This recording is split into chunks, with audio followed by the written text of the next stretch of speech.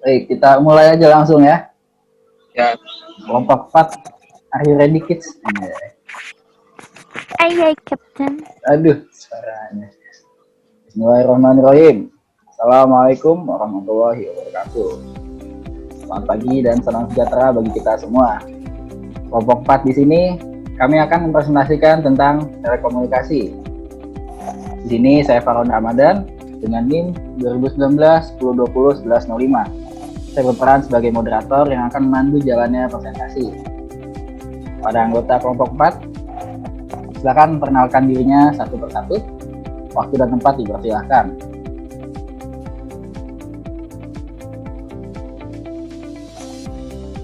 baik, terima kasih. Perkenalkan, nama saya Nanda Dwi Pak Levi, NIM 2019-1020-1106 dari Prodi Teknik Elektro, asal Banyuwangi. Terima kasih. Selanjutnya, Perkenalkan, nama saya Syara Diva Priya Mahira dengan NIM 2019-1020-1107 dari Prodi Elektro. Terima kasih.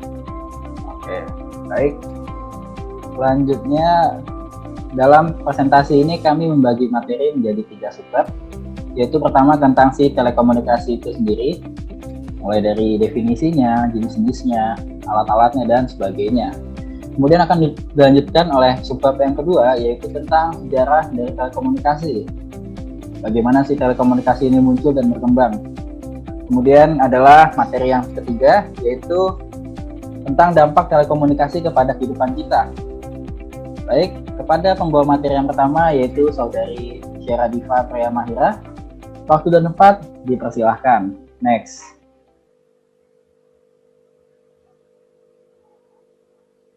Next. Next. Baik. Di sini saya akan menjelaskan tentang telekomunikasi. Sebelumnya, slide sebelumnya.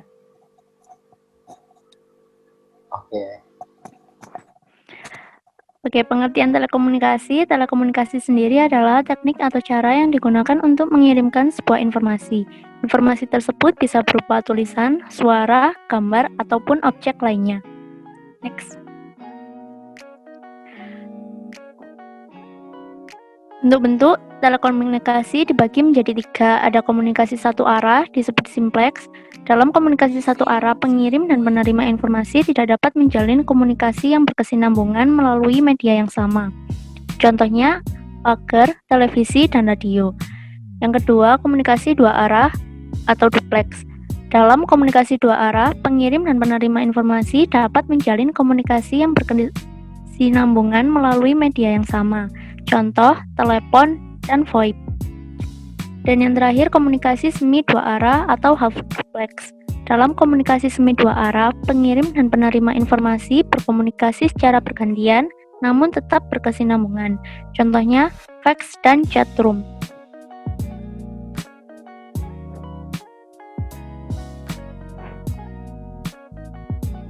Komponen dasar dibagi menjadi 4. Yang pertama ada informasi. Informasi merupakan data yang dikirim atau diterima seperti suara, gambar, file, dan tulisan. Lalu ada pengirim. Pengirim merubah informasi menjadi sinyal listrik yang siap dikirim. Lalu yang ketiga ada media transmisi. Media transmisi adalah alat yang berfungsi mengirimkan dari pengirim kepada penerima. Karena dalam jarak jauh, maka sinyal pengirim diubah lagi atau dimodulasi agar dapat terkirim jarak jauh. Dan yang terakhir ada penerima. Penerima adalah menerima sinyal listrik dan merubah ke dalam informasi yang bisa dipahami oleh manusia sesuai yang dikirimkan. Lalu ada alat-alat telekomunikasi. Yang pertama ada telegraf. Telekomunikasi pertama yang ditemukan adalah telegraf, di mana teknik ini ditemukan pada tahun 1838. Telegraf menggunakan listrik sebagai media perambatannya. Pesan yang disampaikan berbentuk kode yang disebut dengan kode Morse.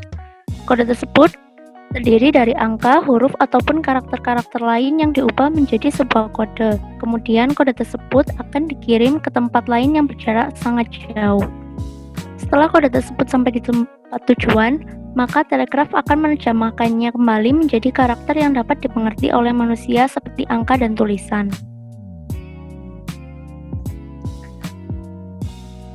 Yang kedua ada telepon. Teknologi ini memungkinkan Anda untuk berkomunikasi menggunakan suara dengan orang yang sangat jauh sekalipun.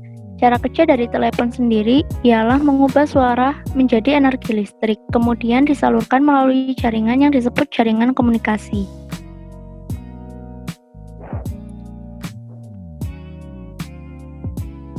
Faksimiles atau biasa disebut dengan faks adalah cara berkomunikasi melalui sebuah objek di mana faks mampu mengirim objek berupa tulisan, gambar, ataupun data ke tempat tujuan. Caranya ialah dengan menggunakan nomor telepon, kemudian objek yang telah dikirim akan melalui kabel hingga ke tempat tujuan.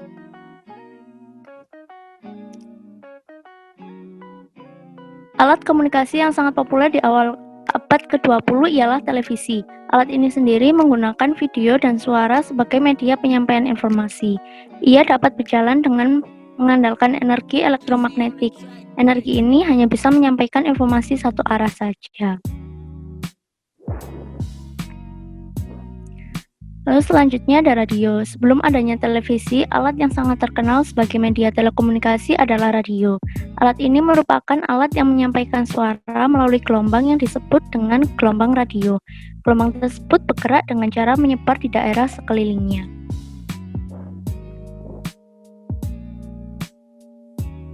Lalu ada handphone. Telepon bergerak atau handphone merupakan sistem telekomunikasi yang sering digunakan di era modern ini. Teknologi tersebut bisa melakukan berbagai jenis komunikasi mulai dari suara, tulisan, gambar, video, dokumen, dan berbagai macam komunikasi lainnya.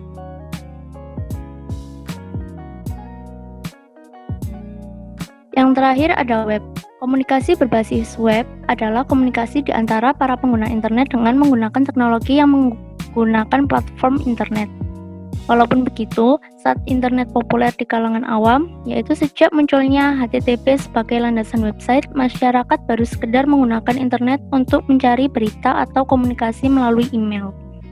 Namun segera setelah itu, komunikasi maya yang terdiri dari pengguna awam juga mulai terbentuk. Komunitas maya bisa berupa mailing list, newsgroup, atau bulletin board.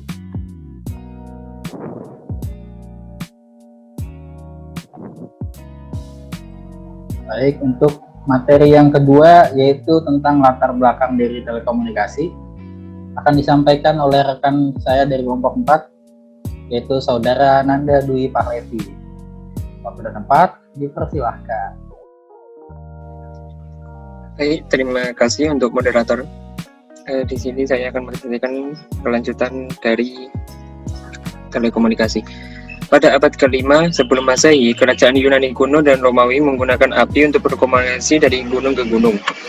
Telekomunikasi dilakukan oleh prajurit khusus yang saling memahami kode berupa jumlah nyala api.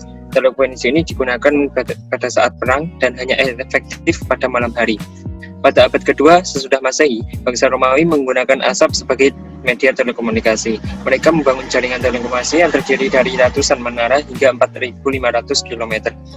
Setiap menara bisa mengeluarkan asap yang dapat dilihat oleh menara yang lain yang berada di dekatnya. Sistem ini digunakan untuk menyampaikan pesan-pesan militer yang menjalankan pemerintahan atas daerah jajahan yang semakin luas. Pada abad keempat sesudah Masehi, Aeneas the Tactician mengusulkan sistem telekomunikasi menggunakan air yang disebut hydro-optical telegraph. Sistem komunikasi ini memanfaatkan ketinggian air sebagai kode-kode dalam berkomunikasi. Sistem ini bisa mengirimkan pesan dengan sangat cepat dari satu tempat ke tempat yang lainnya. Kemudian ada yaitu tentang perjalanan dari telekomunikasi. Pada masa Revolusi Perancis, Claude Chappe menemukan alat telekomunikasi yang disebut dengan mechanical optical telegraph atau yang sering disebut dengan semapul. Alat tersebut berupa suatu batang yang dapat digerakkan menggunakan tali sehingga bisa membentuk berbagai simbol atau huruf yang jumlahnya mencapai 196. Alat tersebut dipasang atas gedung atau di atas atap gedung sehingga bisa terlihat dari jarak jauh. Jaringan telegraf menggunakan alat tersebut dioperasikan pada tahun 94. ketika tentara sukarela mempertahankan Perancis dari serangan Austria dan penjajah lainnya. Jaringan tersebut terdiri dari 22 stasiun dengan jangkauan 240 km. Pengiriman pesan pun sejauh itu hanya membutuhkan 2-6 menit. Untuk timeline yaitu 1830 sampai 1940. Pada saat 1830 yaitu George N. Weber mengembangkan telegraf sistem dengan skala yang kecil di Göttingen. Pada tahun 44-nya Morse mulai membangun jaringan telegraf hingga 40 mil antara Washington DC dan Baltimore. Pada tahun 76 Alexander Graham Bell dan Thomas Watson mendemonstrasikan dan patenkan telepon demonstration. Pada tahun 81, John Shelby Bellinger menemukan two-wire local loop. Pada tahun 87, Heinrich Hertz, orang yang pertama kali membuat gelombang radio. Pada tahun 87, Charles Bernard Boyce menjelaskan mengenai konsep dari pemandu cahaya yang melalui fiber glass atau serat optik. Pada tahun 96, Guglielmo Marconi mengembangkan untuk pertama kali telegraph system dengan menggunakan wireless atau nirkabel. Untuk tahun 1926-nya, untuk pertama kalinya Public Crossbar Switch Exchange dibuka di Sweden. Pada tahun 1927, untuk pertama kalinya layanan radio telepon secara komersial dioperasikan di antara Inggris dan United States. Untuk pulsa code modulation PCM ini ditemukan pada tahun 1939 yang kemudian menjadi dasar untuk pengiriman transmisi. Untuk pengiriman atau yang disebut dengan transmisi, yaitu pengiriman suara atau voice secara digital. Pada tahun 1940-nya, untuk pertama kalinya menggunakan crossbar exchange jadi populer di Amerika Serikat. Untuk tahun 40 sampai 80 ini bisa ada laporannya di sini. Yaitu pada tahun 46 pertama kalinya mobil dengan menggunakan telepon bergerak yang dibangun di Louis dengan menggunakan teknologi bertop. Pada tahun 48 mempublikasinya dengan dua teori yang mengenai teori informasi, yaitu diantaranya yang dasar untuk kompresi data dan juga error detection dan correction. Pada tahun 50 yaitu sistem termokasi dengan terrestrial microwave pada saat diinstal dapat melayani atau mensupport 2.400 line telepon sirkuit. Pada tahun 50 yaitu ada beberapa layanan mobile system.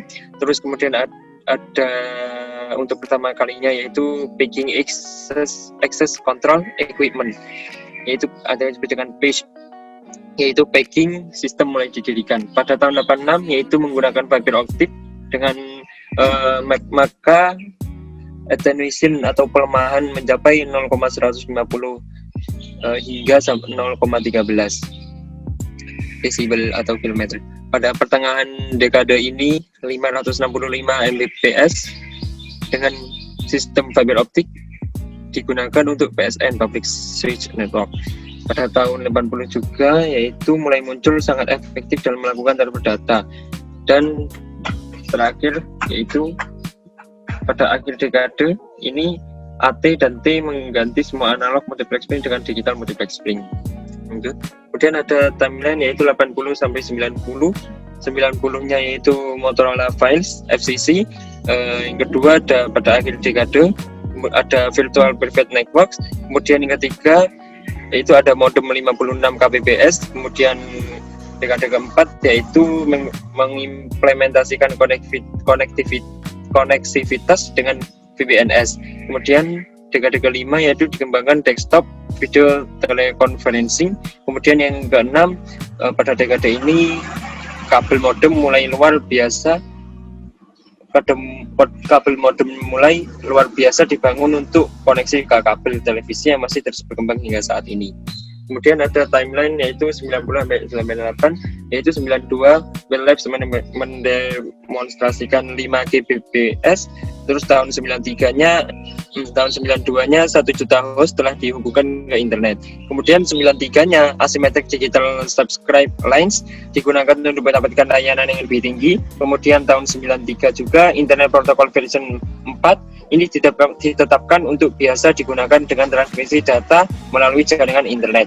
Kemudian tahun 94 FCC license the personal communication service dengan spektrum 1,7 hingga 2,3 GHz dengan harga 7,7.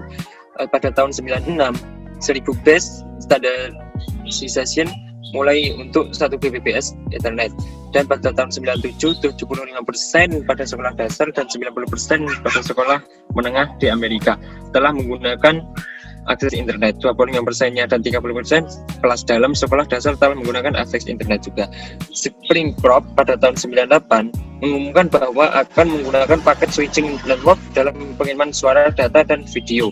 Pada tahun 98 juga Ericsson, IBM, Intel, Nokia, dan Toshiba mengumumkan mereka akan bergabung untuk mengembangkan Bluetooth. Nah, untuk selanjutnya bisa rekan saya yaitu Mas Faron. Baik, terima kasih Mas Nanda atas presentasinya, bagus sekali ya. Baik, patut kita akui bahwa perkembangan telekomunikasi itu begitu pesat ya. Jadi para pendahulu kita membuat terobosan telekomunikasi, dan saat ini kita hanya membuatnya untuk menjadi lebih efisien, yaitu lebih cepat, luas, dan murah. Dan dari perkembangan telekomunikasi yang begitu pesat tersebut tentu akan memberikan dampak bagi kehidupan kita saat ini. Dampak positifnya sendiri, telekomunikasi mampu menghubungkan orang di seluruh dunia dan mempercepat penyebaran informasi dan munculnya media sosial sehingga kita lebih mudah terhubung. Kemudian sarana berbagi file memajukan dunia pendidikan.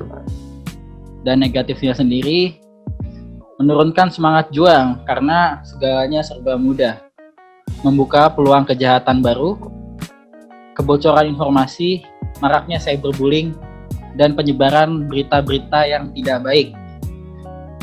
Next. Nah, untuk telekomunikasi sendiri selain berdampak pada kehidupan kita, tentunya memberikan lapangan pekerjaan yang baru. Salah satunya adalah programmer komputer dengan gaji rata-rata yang berkisar 3,9 sampai 6,6 juta untuk karyawan baru, dengan tugas yaitu merancang, mengembangkan, modifikasi, dan menguji kode, form, dan script yang memungkinkan aplikasi komputer mungkin dijalankan. Kemudian arsitek database. Jadi tugas utama arsitek database ini adalah membangun sistem database dalam suatu perusahaan. Untuk gaji yang didapatkan oleh arsitek database biasanya berkisar 5 sampai 7 juta rupiah per bulannya.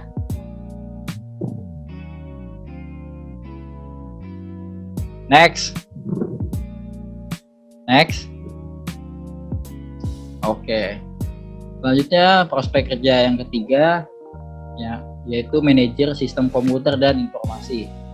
Tugas utamanya adalah merencanakan, mengarahkan, atau mengkoordinasikan kegiatan di bidang-bidang pengolahan data elektronik, teknologi informasi, dan sistem informasi, analisa sistem, dan pemrograman komputer. Semua skill itu dibutuhkan untuk membantu efisiensi, efektivitas proses, dan alur kerja perusahaan atau organisasi melalui teknologi informatika. Terkait gaji, rata-rata yang didapatkan berkisar antara 4,3 sampai 7,1 juta per bulannya. Selanjutnya, bisa di next. Oke, selanjutnya adalah teknisi mekanik radio.